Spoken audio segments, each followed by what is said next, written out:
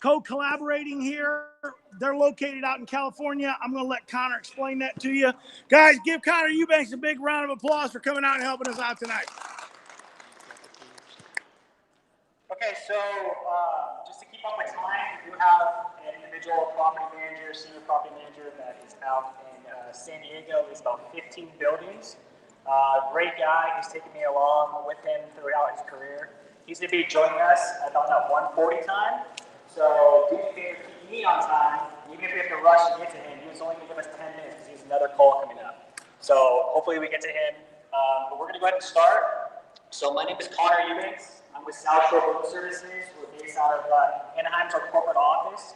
We have an office in LA and also recently just opened up an office in San Diego as well. So without further ado, let's go ahead and get started. First, I want to introduce myself. As a communicator managing director, I run the day-to-day office operations and I work with our top clients. We have about 50 to 60 people at any one time running out through our offices, including labor and staff. I have a bachelor's in business management, and when I came on in the company, we're at 3.8. They were having a hard time getting past that point. It's a family company, and I decided to change up the dynamic a little bit on how we build relationships with our clients. I saw clients that were stale, that were having a hard time connecting with us. They weren't seeing us, so I came in and changed up the model. So my presentation is going to basically walk us through a couple of different tips and tricks that I brought on. It might work for you, it might not. You might be doing it, but hopefully you just find one nugget in this presentation that you guys can take home with you. And that's my hope. So we've been in business since 1979. We average around 500,000 average revenue every month. We're pushing about 6 right now. Everybody here is probably inflated right now with a lot of labor coming in. We have the Getty Museum that we service. We work with the University of Southern California, Oak Hospital. You guys have probably worked with in some type of capacity with property management companies. That's kind of our bread and butter. The services that we perform, power washing is my favorite service. We do window cleaning, high-rise window cleaning, mid-rise, low-rise. We do window caulking services, a lot of restoration, and a lot of other unique services. So here's just a little snippet of some of the pictures. As you can see, we kind of go up to about 30 or 40-story buildings all throughout LA, Orange County, and San Diego. We work with the Los Angeles Lakers. That's a high dusting job. We do window cleaning there, pressure washing as well, and that's USC. So I kind of wanted to show you guys that when it comes to sales, at least for me, I have a lot to learn. Ron's been in sales a lot longer than I, but I found that it's very psychological. Okay, everybody's different. You have to psychologically mirror your client. And there's different phases. It's not where you just walk in, boom, contract out. Okay, you have to be diligent and have strategies throughout that cycle. You have the awareness phase. Maybe they just heard about you guys. You have the interest phase. When you pique their interest, they're starting to remember your name. They're starting to know who your company is. The evaluation phase. They decide to give you some thought, deeper thought. Maybe they've asked you for a proposal at this point. There's a decision phase where ultimately they start thinking about contracts. We finally put in an RFP. There's a purchase phase where they decide, okay, here's a contract execution. Here's your first scheduled date. But my personal favorite, what I think that myself and my brother brought to the table when my parents exited the company, was the reevaluation of repurchase phase. We were finding that LA, Orange County, San Diego is such a competitive market. How do we decrease the turnover with our clients? A lot of these clients, they have a bidding process. Every 3 to 5 years, typically they renew a contract. A lot of that renewal gives us anxiety, right? But if you are able to uniquely use the reevaluation, the repurchase phase, and increase the retention with your clients by building that client relationship, you'll see your retention start happening, and you'll be able to have those clients turn into big, big clients. So the key to success is building a relationship with your client with every step of this process. First things first, what I talk to a lot of people about online is, what's my ideal type of client? Are you just accepting whatever client comes into you? Hopefully not, because as you probably work in the industry, you're probably good at one thing. You do a lot of different things, but there's that one niche that you know is the most profitable service that you know you can go bang out, and there's different types of clients that give you that profitability. Do you work best with facility managers? Are you an engineer type of mind? Do you work best with the property managers? These high-rise, mid-rise types of property managers, or maybe they have a big portfolio of 10 buildings. Government city is something that we actually built this company on. HOAs, I know Brojo said he was going to be showing up here. That guy's the HOA king. I have a hard time sometimes with HOAs. And and there's also post-construction. But you have to think about, when you enter any of these types of clients and start understanding who they are, what type of client do you want to attract? Some of us in here, our services are cheaper than others. So we work based on volume, okay? There's also the average buyer, which we all want to be involved with. They want to balance price and quality, but they care a lot about value. So when they go through the bidding process, they're not just taking into account who's the lowest bidder. I've had plenty of times where I've gone out to bid, and I was significantly higher, but because we were a more reputable company, we were more professional, and we went in there with a presentation, they felt like they were going to be taken care of. So they were willing to negotiate that 5 to 10% increase. There's also Class A properties. They have a healthy budget, okay? Here's a word of advice. If you're showing up to a building and it's thrashed, be careful. One, that means the person that's taking care of the building doesn't have a big interest in spending money. If you're showing up if you're being asked to bid on a Class A property and it's looking great, you know that they have money. They're keeping up with it. They're used to spending that money, right? But understand this. There's going to be some insurance requirements. Go ahead and understand what your ROI is going to be on that. Get some different quotes. I've been seeing a lot of conversation online about different quotes. Go ahead and try something out. Maybe start out with the next tier of insurance and see what the clients that you're trying to attract, what their requirements are. Go up and ask them. They'll tell you. So next thing is research your client. A lot of people say, okay, how do I find the client? Okay, so now I know that my ideal client, I know what I want. How do I find them? Well, what we've been doing is run a lot of associations. Who here is in an association that allows you to network with clients? Anybody here? Well, this is the topic why I'm bringing this up. We are a part of IFMA, BOMA, IRM, ICSC.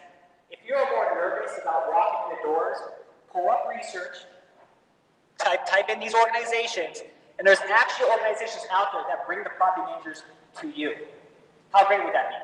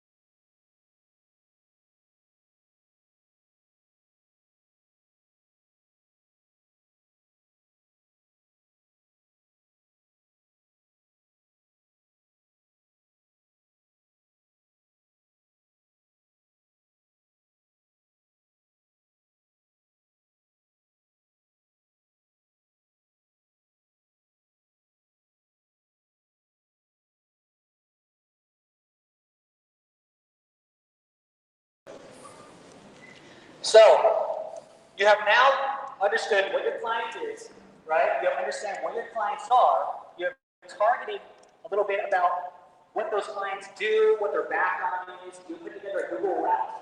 Okay, so say you're working in downtown, there's 10 buildings that you pulled up, you understand their addresses. Now people go, okay, well, how do I actually talk to the person?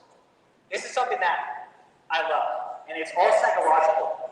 I love being able to walk in and psychologically sell somebody on them having to give me an opportunity. I mean, but my favorite part of business is getting the opportunity.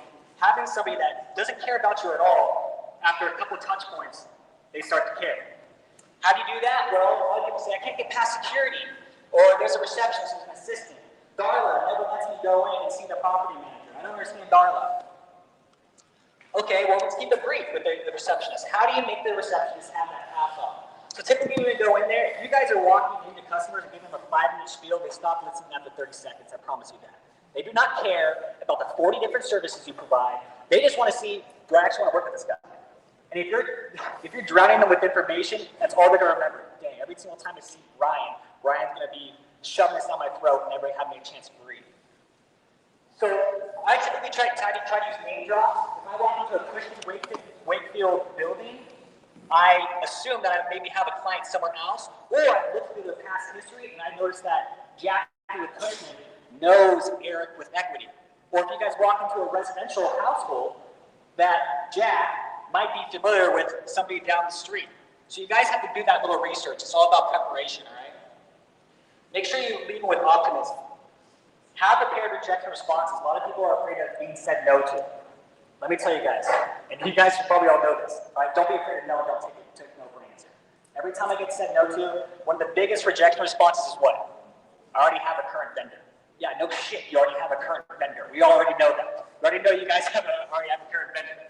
So what we try to do is, I always say, this is my biggest line, all right? I offer myself as a second or third option.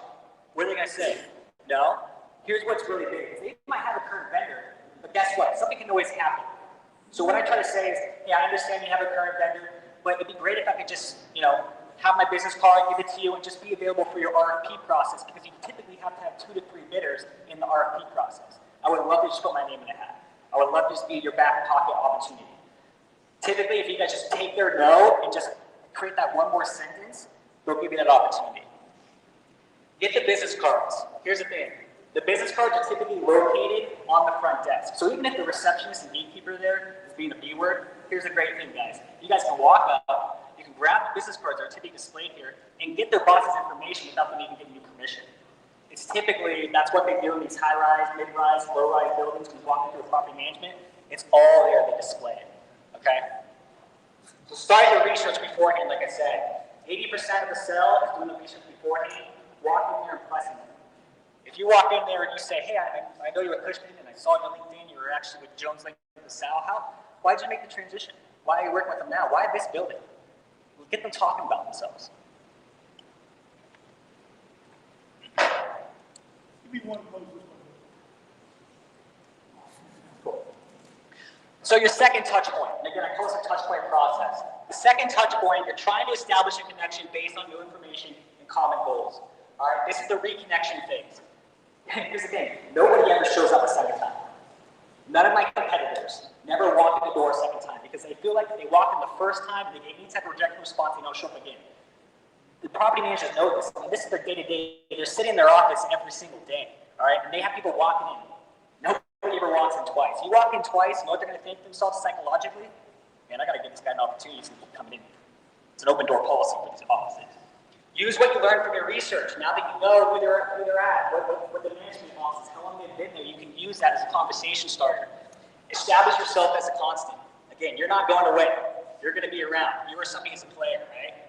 If you give them something, they'll give you something. This is the biggest psychological thing I do, all right, for my sales. I bring them bagels and cream cheese. I bring them Starbucks. I bring them smoothies. And what that does is when they accept that gift in return, psychologically, they feel like they owe something. And then when you do it multiple times, you know what they do? The response they get, the enjoyment they get from that beverage or that Starbucks or whatever, they think about you. And they wonder, when's the next time you're going to come in? And then after 2 or 3 times, all of a sudden they're like, you know what? This guy's a really nice guy. He's comfortable. I might introduce him to my boss. And I typically use that transition to segue into getting to the boss, getting the seat, getting the decision maker. If you have the receptionist buy into you, typically that gets you into the door. Try to get yourself past the gatekeeper. And then when you do, talk about their current vendor. Real quick sentences. Again, you want to be in and out of there. Real quickly. Hey, your current vendor that you use, what do you like, what do you dislike? Biggest question you guys can ask. Who is your current vendor? Start taking inventory of who your competitor is, where you are trying to get business in. The more you know about competitors, the more you can understand your clients. All right? Be charismatic, be intentional, approachable. Customer mirroring is the thing that I see a lot of people do, don't do, and should do. Okay? If you're walking and being hyper like me, a very hyperactive guy, and the person at the desk looks like they're having a crap day, and they're just more reserved, you might want to watch out how excitable you are. Maybe you need to tone it down a little bit. If somebody comes out really bubbly and smiling, you should probably smile back. Understand the signals that you give off. It's not just words, but it's the way that you conduct yourself, all right, your body. Last touch point. It's time to get to the bidding process. I typically make it a 3-touch point process, all right? I typically use that opportunity of meeting that senior manager, and I put it in an email. I don't walk back in, right? I don't walk back in, but I use this as an opportunity to say, okay, now that they know who I am and they know that I'm solidified, I use an email and I send it out to them and say, hey, like I mentioned, I really appreciate you coming in. Hopefully you like the bagels or you like the smoothies, and that's another conversation segue. I know you already have the current vendor. I know the RFP process might be coming up. We just love to have a name in the hat. Do you mind if we can get involved? If you're not asking for an opportunity, you're not going to get one.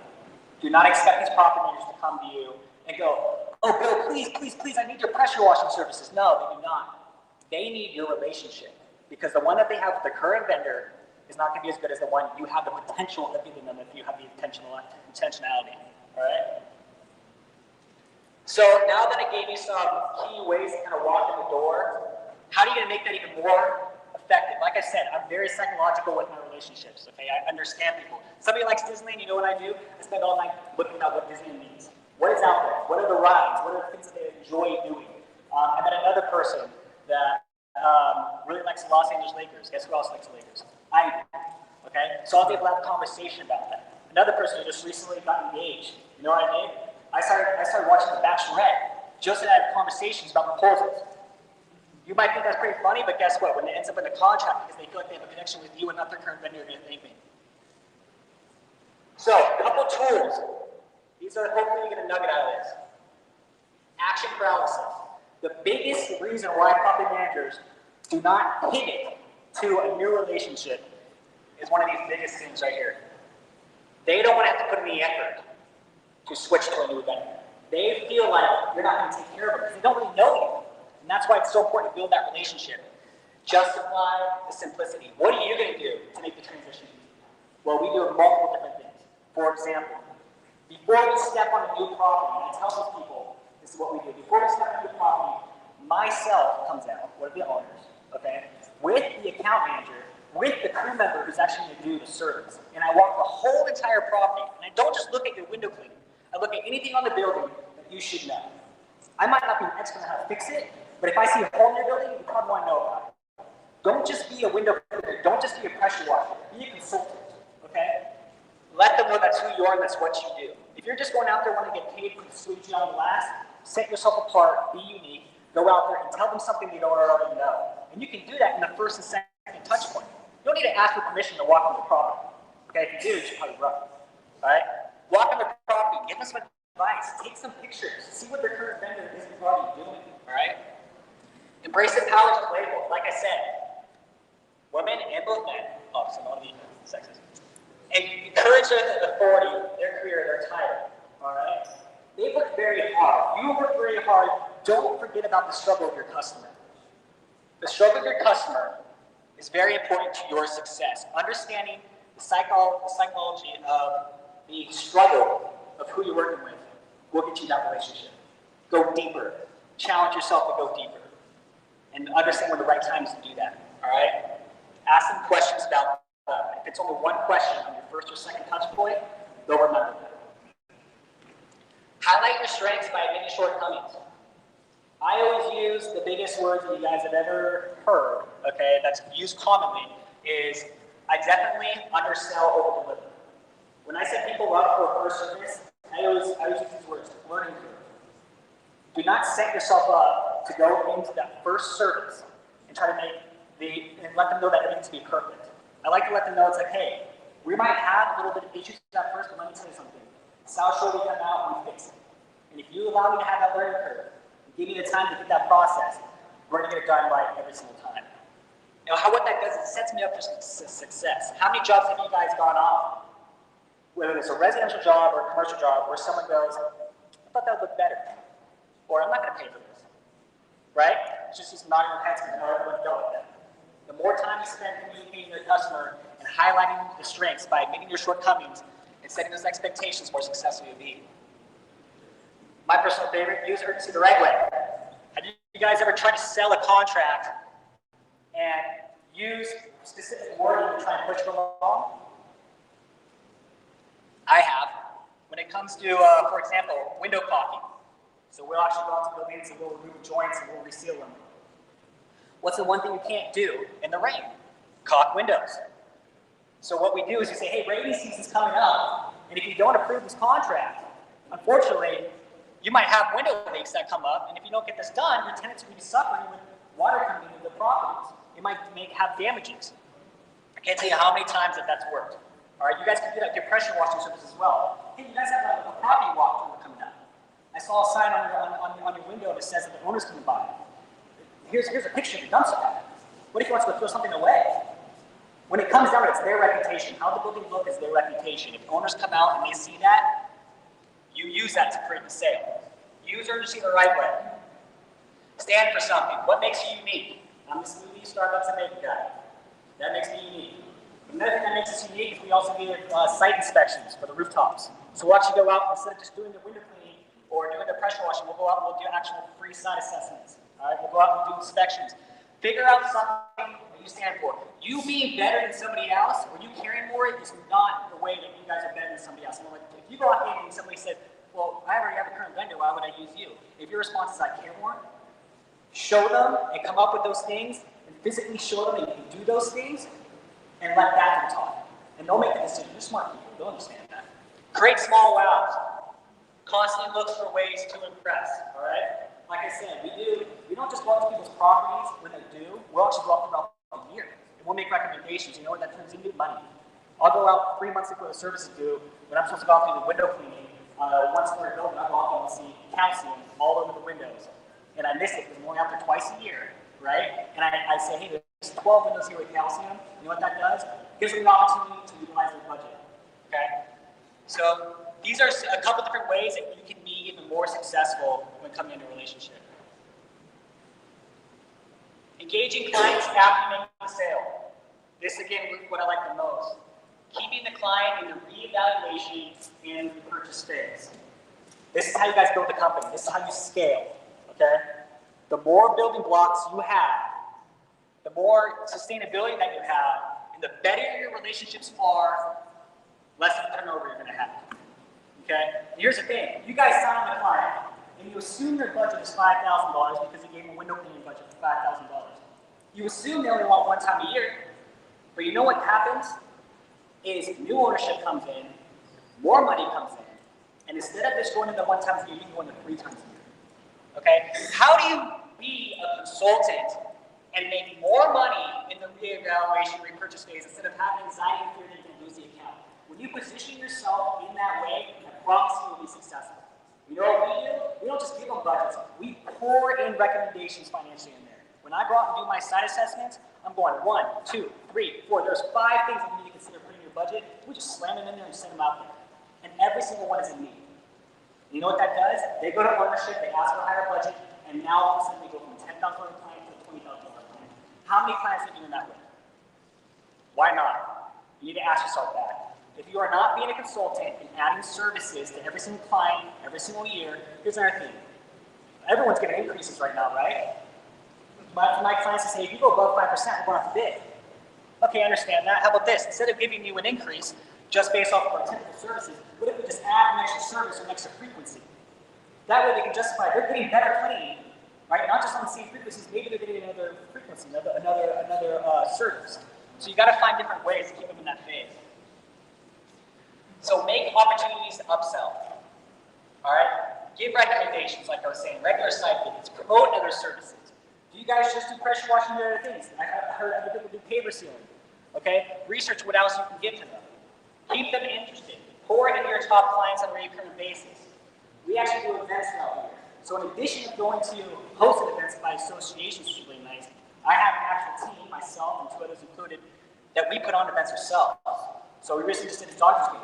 We had 15 of our top clients come out. We had a great time. We were watch the Dodgers beat the Brewers.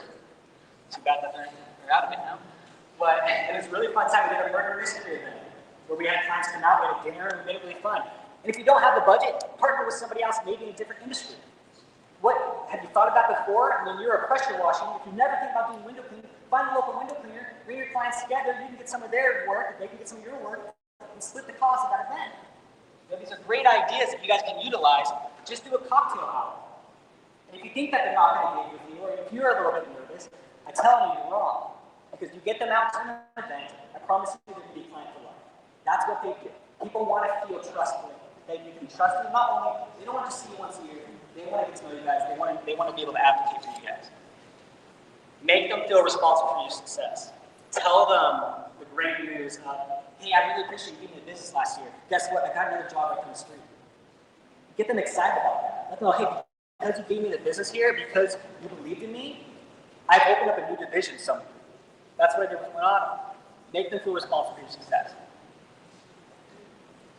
In the end, it's all about making a client for life, guys. Take your client out to lunch and dinner, host events with your clients, invest in your clients based on their personality, interests, and values, get to know them. I know a lot of people that record people's birthdays, send people's gifts. Make sure you're really focusing on that. Keep a record, all right? Show your client you still care even after the sale. If they do not see your face after you sell them, they're not going to be very happy. People don't want to be shoved off, they want to be taken care of, okay? It's key to contract renewals, upselling, referrals, retention, and more. So without further ado, I want to introduce you guys to somebody that's near and dear to my heart, and that's Renato Vasquez, right? He's a huge client. He's worked at Lincoln Property Company. He's worked with Eubanks and Sal, and now he is in a unique opportunity where he's in San Diego and has 15 buildings. Honestly, I didn't think I was going to be able to service it all right away, but I dug in and we were able to figure out the labor, we were able to figure out how we're going to be able to service them, and he handed over the whole entire portfolio. Not only that, we helped him with understand the pricing. My relationship was so good with this client that he helped me adjust my pricing in some areas. I was higher in some areas and lower in some areas. He actually gave me some advice on how I can make that work.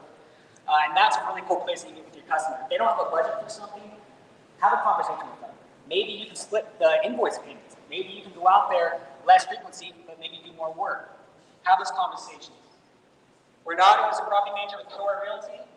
He manages Class A, high-rise, and mid-rise, office, industrial, retail properties. He's now in San Diego, but he was also in Orange County and Los Angeles. He's a BS in Business Administration, Marketing, Finance, Entrepreneurship, Chapman. Certified property manager. He received the 2018 BOMA Orange County Rising Star of the Year. He's also a member at large of BOMA. What are you guys seeing right here? BOMA.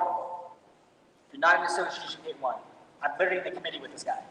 You have the right to be able to be in a committee. You just walk in and ask for it, and you'll be there with 10 clients, possible clients. So we're going to get him on a Zoom call right now.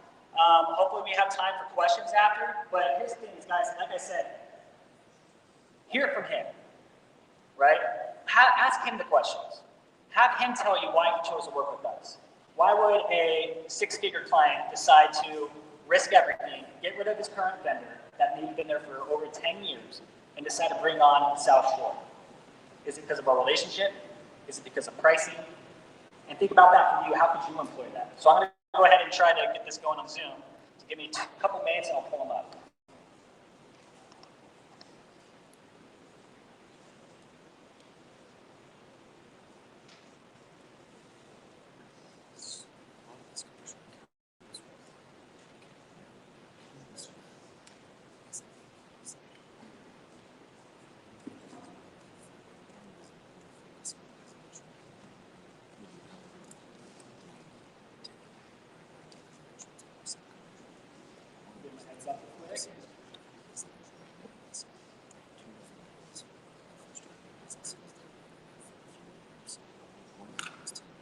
before we jump on, we'll give them a couple more minutes. Is there any direct questions on the PowerPoint that we just had? Anything that stood out to you guys that maybe you saw that maybe you feel like you could employ or something that we can do better? Maybe something you guys can put into practice. Is there anything that stuck out for you?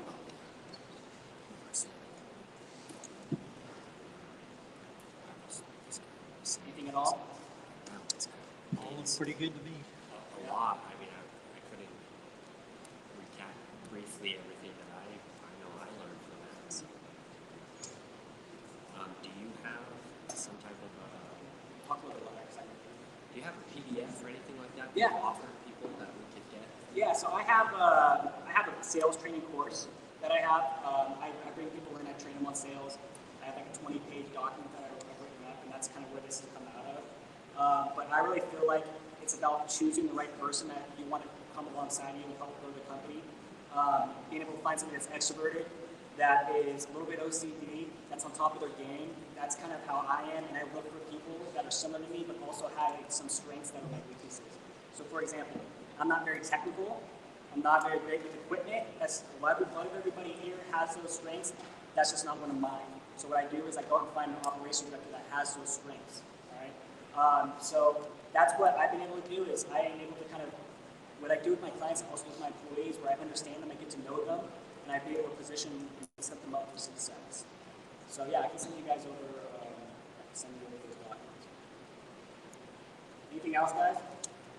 Go ahead. Sorry, another quick question is when you're on one of those touch points when you're actually speaking to the boss, you said ask about their current vendor. Yeah. At that point, are you just listening, or is it appropriate?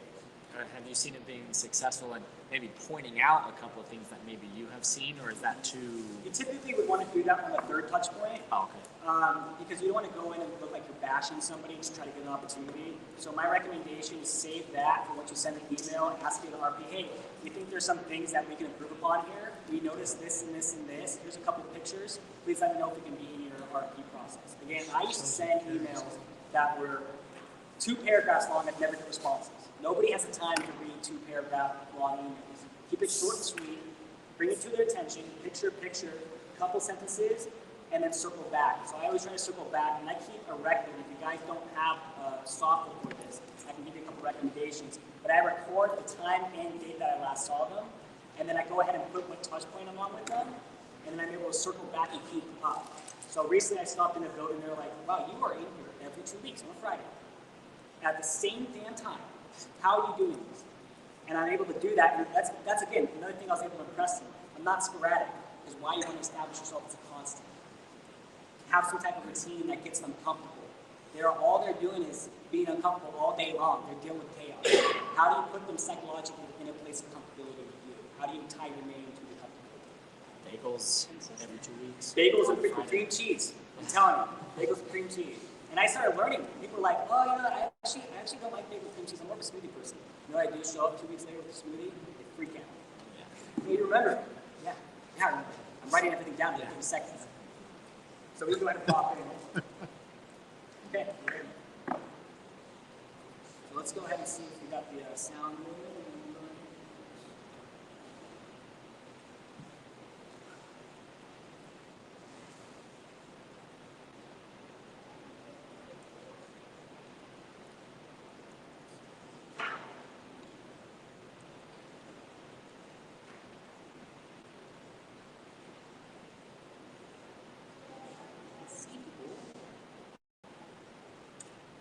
Testing.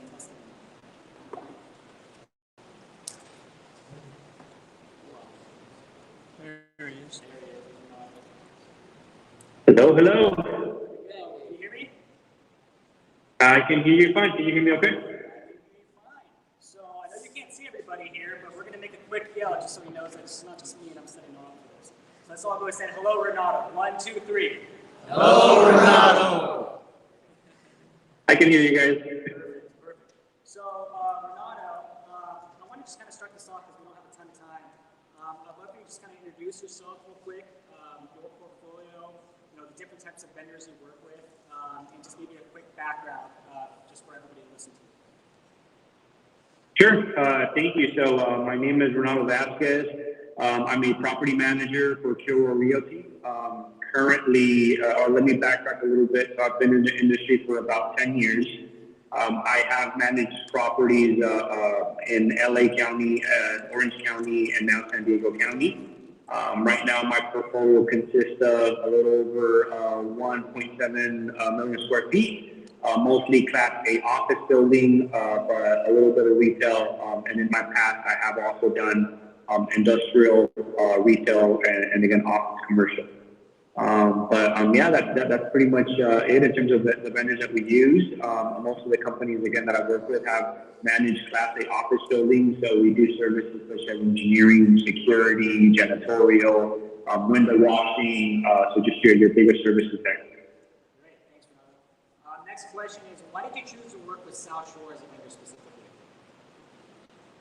Sure. So actually, my interaction with South Shore and when Connor started through BOMA. It started back at this point, gosh, it's probably 8 years ago, if not a little bit longer, which is one of the reasons why I put a lot of value in organizations such as BOMA and IRUM, because you get to meet vendors such as South Shore that are really good at what they do. And my thinking is, when you get an opportunity at a certain level, all the vendors can provide similar type of services, but it's what sets people apart. And in organizations like BOMA, you get to find vendors like South Shore, you get to know them and interact with them and get to know the individuals behind the companies and figure out what sets them apart. For instance, one of the things I say I enjoy the most about working with South Shore is the fact that things are going to go wrong. Things always go wrong. No one is perfect. A lot of times it's because whatever reason, But in South Shore, I have found a partner that regardless of what goes wrong, the right thing is always going to happen in terms of fixing a solution. And that doesn't always necessarily mean, South Shore, what are you going to do for me about it because something went wrong? What it means is both of us sitting down on a table, finding out what happened, making sure that it doesn't happen again in the future, more importantly, but also coming up with a solution that is, it's fair for both sides. Where I think, in our history, whenever we have had issues, both Connor and I can come away from most of the solutions feeling good about the situation because we even decided to say, you know what, let's both take responsibility for this and split it down the middle. Or South Shore says, you know what, I'll take care of this one for you guys. But it's always about that long-term relationship and understanding that problems are going to happen. That's not the issue. It's how do you solve the problem, at the end of the day. And I would say that's one of South Shore's biggest qualities, in my opinion. Well, I appreciate that. And it's really important that everybody understands that I was trying to speak to is the way that you prepare your customer for your services. They're going to appreciate that the most. Coming to the customer and having them understand what your intentions are. What is your expectation? Asking about their expectation. How do you come to that agreement is what's really important. The next question is, obviously you chose South Shore and you have that relationship. So I was talking to them about the repurchase and evaluation phase, right? So obviously you guys go out to bid multiple times. When you go out to bid and you go through that evaluation and repurchase phase, why stick with South Shore? I mean, obviously a lot of other companies, you could work with, but I mean, what are the different things that, whether it's me or whether it's the company, what are the reasons why you would stick with South Shore? Yeah, no, I think obviously, and a lot of it does depend on ownership, because sometimes you are forced to unfortunately choose the lowest bidder. And in those situations, if you have an owner that does that, there's not much you can do. However, I've been, lucky enough to work for owners that value more than just the lowest bidder. And the way that I always explain it to people is low bid, but yes, best qualified. And again, going back to it, there's plenty of vendors that come in and may do it cheaper. But for instance, I just recently, and I think I think we've worked together, Connor, in LA, Orange, and San Diego County. And every time that we, change vendors, as soon as South Shore comes in, not only do we see a difference, but the engineering team sees a difference. The security team sees a difference where, safety matters to these guys. I think, one of the selling points, Connor, that we talked about is you guys haven't had any OSHA issues in how many years now? it's one of the things that, it's one of the things that like it makes a difference. And you go, even the little things about, checking making sure that when you're washing above a building entrance, having that communication with us so it doesn't create a dangerous situation for people entering and exiting the building. Where, the scheduling, the way that the emails come out way ahead of time, and it's like, hey, here's where we're going to be. A lot of, obviously I know it because I've worked with these guys, but a lot of the teams that haven't worked with South Shore, and then when it comes in, they're like, wow, I didn't even know that that's how things should be run. And so I think it's the professionalism, it's the attention to detail, it's the communication, and it's having good people. I know Mark has been with you guys for a very long time, and he's amazing. He's out here and taking photos, making sure that he's out, especially when you guys are starting buildings, making sure that he's inspecting it, that it's up to your standards, which are up to my standards. And so it's that extra attention to detail that a lot of companies, again, when you go to a lowest bidder, you may not necessarily get that. You're going to get somebody that's going to do it cheaply, but you're not going to get any of these extra added benefits and added value that somebody like South Shore can provide. And that's, thank you, Renato. And that's something that I was trying to talk to you guys about, what type of what type of client you want to work with. It's not about being the cheapest company and get as much business as you can. It's about finding the right clients that value the things that Renato was talking about, attention to detail, quality. The smart building owners, the smart property management companies will know how to qualify a vendor. And if you trust in your quality of services, in your team, and your ability to go ahead and make a good impression, people like Renato will keep you on board. And that repurchase and revaluation phase will come up in front of you. Okay? So the next question is, what are the key requirements you look for when looking for a window cleaning or power washing company? What are the kind of the do's and don'ts of that process? Sure, I would say safety first and foremost. Window washing, is one of the most dangerous jobs that we probably have on site in terms of the type of service. These guys are hanging off of buildings that could be, 50 feet to 120 feet up in the air.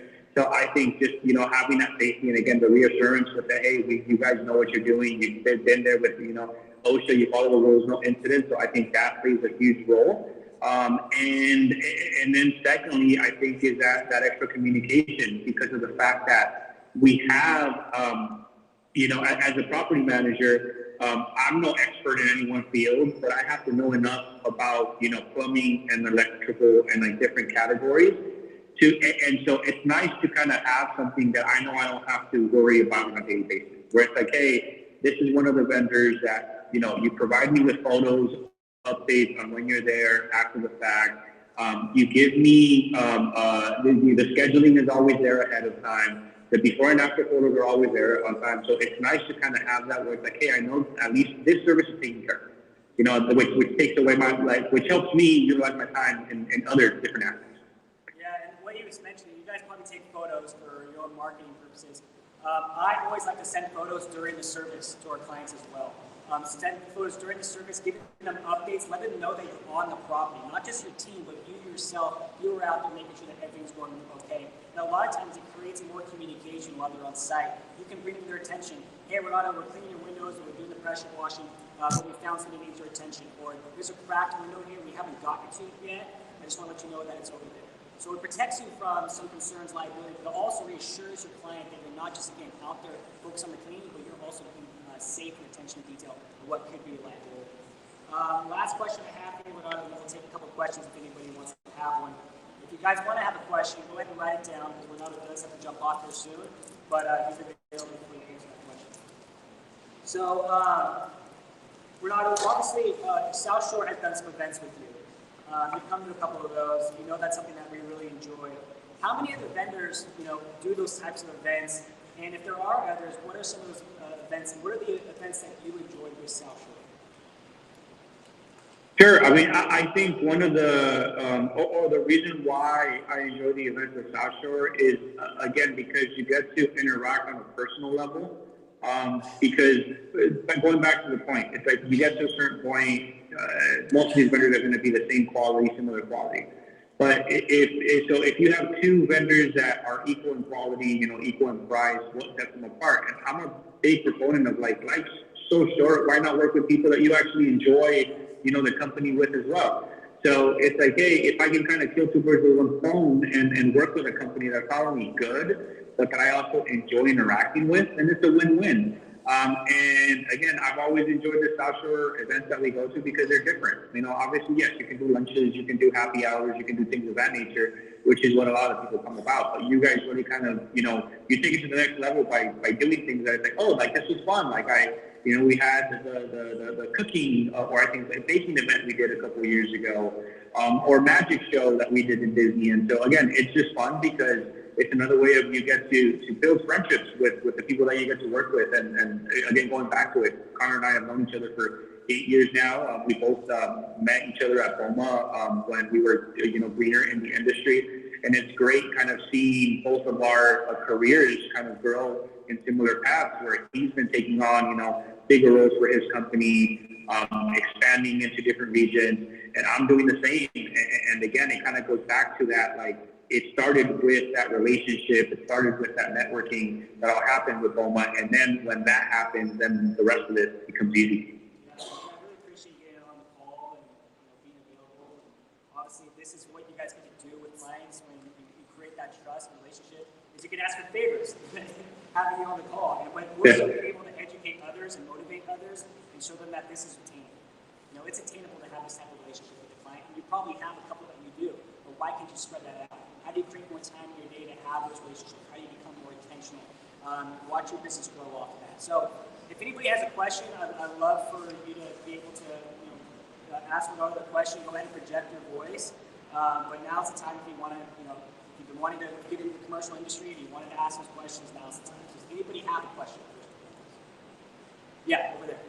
And I'll summarize it. So the hardest Speak up very loud. The hardest part of business relationships with property managers is to establish, and this is for him, what set your business apart from others on that initial contact? Okay. I know we touched a little bit about this, Renato, but we have a question of specifically what set us apart. And was it during the bidding process, you would say?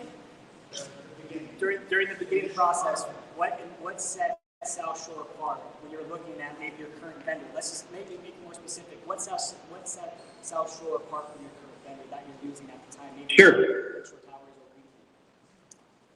Yeah, so I would say just to get it from the beginning, from the bidding perspective, one of the things that I enjoy from South Shore's bidding process is that their bids come very clear in terms of the services that you're getting. So I don't know if you have an opportunity, Connor, to kind of share your template with them, but it really is broken down to where there is no question, because every service is itemized, every section is itemized, and so when it comes to figuring out, because so much of our what we can and cannot do ends up being based off of the budget can or cannot allow, and the way that they present it allows us to kind of cherry pick and be able to make it work. So we've had situations where we may not be able to do everything right off the bat because the budget may not allow it to, but having it broken down by those individual line items makes it easy for us to say, hey, this is what I can work. So breaking it up by window washing versus pressure washing versus sweeping, building washing. So just kind of having those items broken down would be great. The second thing that I think sets South Shore apart is when the bidding process happens.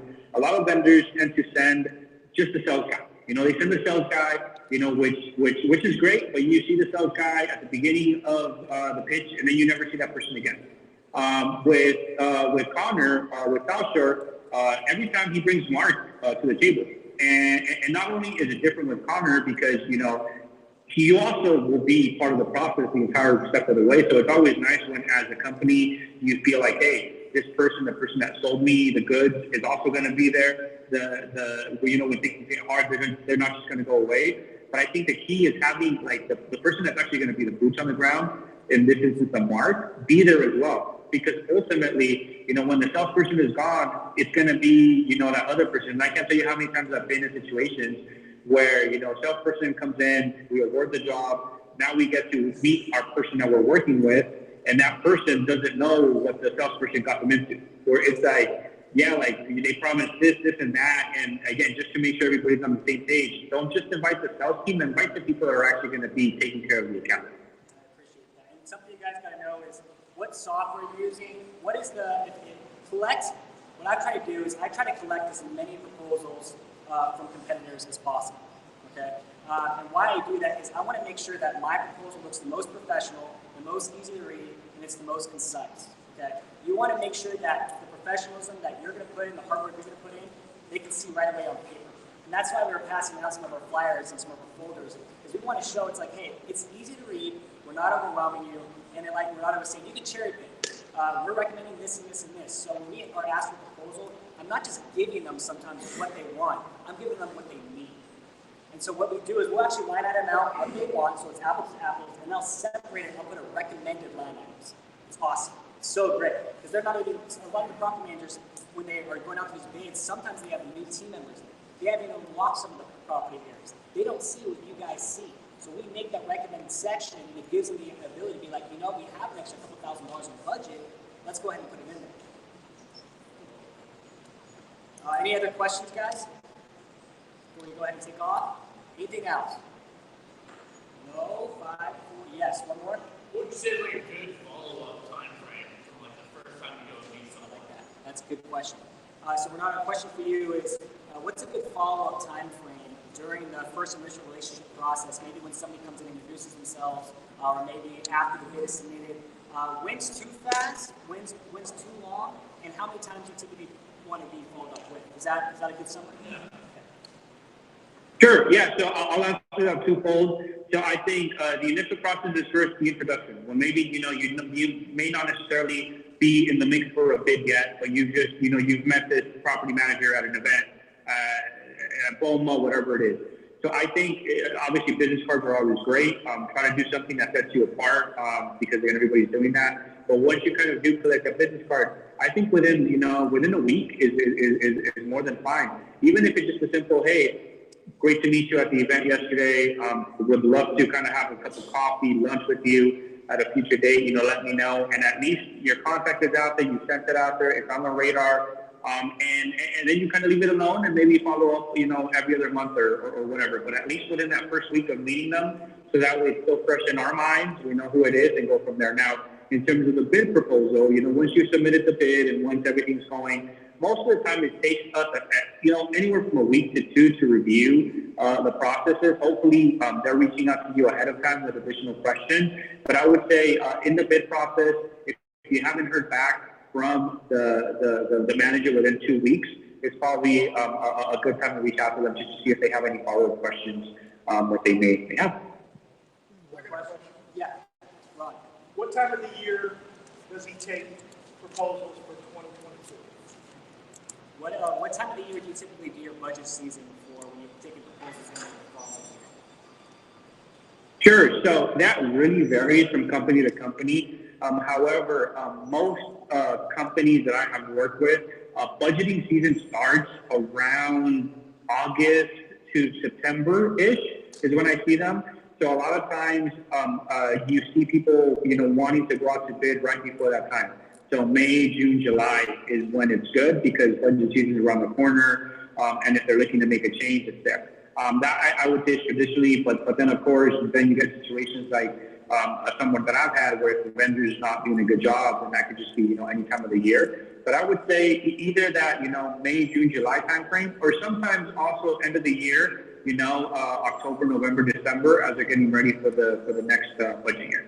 And keep those dates in mind, guys, because when you go out and you do these cold calls, like I'm talking about, when you're walking in, you introduce yourselves in the buildings, you want to pick and choose when the dates that you do that, because they're going to be more responsive and more respectful to your pitch and your ideas and who you are if they're going into the bidding process. If they just did a bid and they just did those contracts, they're going to say, hey, don't bother right now, come back in a couple months. I'm not saying still don't go out throughout the year. I'm saying you're going to find that your deals are closing in a specific time frame. Is that right, Renato? Just say? That is right. Anybody else? Go ahead. What are some good things to bring in? Like trying to sweeten up the deal, like trying to get to know the property manager better. What would you bring in? Like not just gift cards. Like what else would you bring in? So restate the beginning of the question. So What are some of the things to bring in during? Yeah, so like just sweeten up, like here's who I am. Like, Yeah. I just want to like Oh, I so much. myself. So like giveaways and like things like that, right? Yeah. So one of the questions is when a vendor comes in and they're maybe first introducing themselves, it's a second introduction, what are some things that they can maybe bring in, whether it's, marketing material or what have you, that can maybe sweeten up your approach to accepting them as a possible vendor? Is there any ways that all of us together, all these different companies can maybe come into the office and sweeten up that vendor? Yeah, no, I mean, I think first and foremost, definitely having like a marketing sheet that shows all of the services that you provide is great because, like Connor said, a lot of times managers don't necessarily know what they don't know. So having to come in and say, hey, we do, for instance, a South Shore, pressure washing. When I first used them, it started with window washing, but they also do parking garage pressure washing. They also do sweeping. So just making sure that the managers know all of the services that are there to offer. I'd say that is the biggest thing because sometimes they don't know, and it really, it happens more often than you think, where somebody brings in marketing material or sends in information that shows all the services are provided. Throughout the year, something might happen where you need that specific service, and it's like, where do I remember seeing that? And it's like you go back and you see it, and it's like, okay, perfect. It was this vendor that brought that in. So I would say doing that is helpful. And kind of segueing a little bit more into like once the bid actually starts. My recommendation when you guys are bidding to companies is try to make the bid specific to the vendor that you're bidding on. And what I mean by that is try to personalize it, photos of the buildings, just that it shows that, hey, you took that into account. Because a lot of times, we're bidding, 2 or 3 vendors, and I've had situations for other services where, 2 bids come in, and you can tell that it's just a boilerplate. You can tell that it's a boilerplate where they changed a couple names, changed a couple pieces of information, and just submitted it without really putting any thought. And when you see other proposals that have, your specific building photos, even some recommendations as to what could happen, that's what's helpful for us too, because it shows, hey, this person took my account seriously, it's individual to me. Just to end on that, guys, a couple more things that South Shore does is every time we get a major client and send them a gift basket, it's kind of a way that we start off the relationship with, hey, we really appreciate you, thank you so much. We write a handwritten letter, put it in there, we'll send them, a bottle of wine with some, chocolates, or we'll send them, baked goods or fruit basket. And I make sure right in that contract, I send them something to say, hey, thank you so much for taking the time to consider us and work with us. We look forward to your first service. Another thing that we do is during Christmas time, we dress up. I will dress up in an elf outfit, and I will go out, and I'll make sure everybody sees my face, and we'll bring in chocolate boxes, and everybody gets a kick out of it, and it's hilarious. So just a couple different things that you guys can do. It is hilarious. What was that? I'm like, it is hilarious.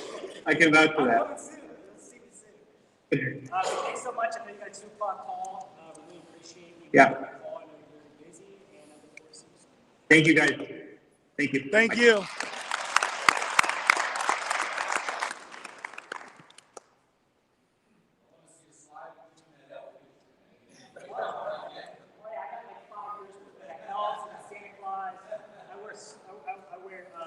Tights one day, and I go out for like 4 weeks straight, and you're in the car all day. There was one week where it just rained, and we're getting out of the car, we're walking through this building, and we're like in our tights, in our outfit, we're completely miserable, but the clients got a kick out of it. They were laughing, we were taking pictures. Another time we did like Christmas caroling. Apparently. Do you show up in the elf outfit at the Christmas parties? Oh yeah. I'm in it. You gotta be in that game. Set yourself apart. We're super weird. That's just what we are. We're weird and we're charismatic, and there's nobody else that's gonna dress up. They might drop off in chocolates, but they're not gonna dress up in ties. It's awesome. It's awesome. Ladies love it. You got anything else? That's it, man. I'm done. Hey guys, give a big round of applause, guys.